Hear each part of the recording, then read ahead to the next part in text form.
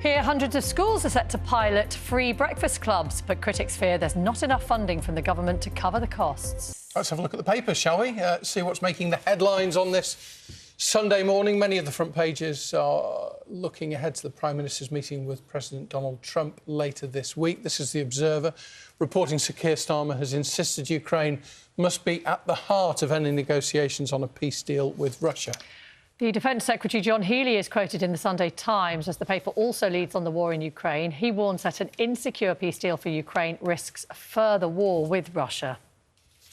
England's rugby team also feature on the front pages of several of the papers, actually, after they beat Scotland to regain the Calcutta Cup, keeping alive hopes of securing the Six Nations title. The Sunday Telegraph includes this image of the England captain Maro Itoje celebrating after the game with the Calcutta Cup in hand. We're going to talk more about that in just a moment. Inside the papers today, yes. This is inside the Mirror. There's a chap, a musician from Spain called David Lopez Ibanez, who he's a violinist. He's got a violin that was made in Florence in Italy in 1740 that had been loaned to him. Right. He was in Camden. I don't like where this story is going.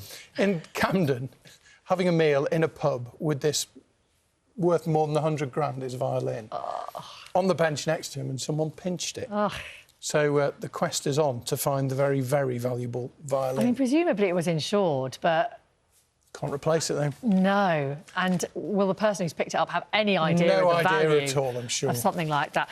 The other thing in papers, a lot of the papers this morning, actually, is if you're into a bit of TV nostalgia, the return of Bergerac. Oh, yeah. Now, you might struggle to find it. It's on a slightly obscure channel that Roger and I haven't even heard of, called You and Drama. You and Drama. It's part of the UK TV network, apparently. But it's a whole remake. The lead role is taken, of course, by John Nettles, who doesn't have anything to do with this remake, but the Irish actor Damien Maloney. It's also got Zoe Wanamaker and Philip Glenister in. Who are pretty A-list, aren't they? One of the things that's raised an eyebrow, though, is that very little of it is actually filmed on Jersey, most of it being filmed around Devon, which apparently expresses the spirit of Jersey.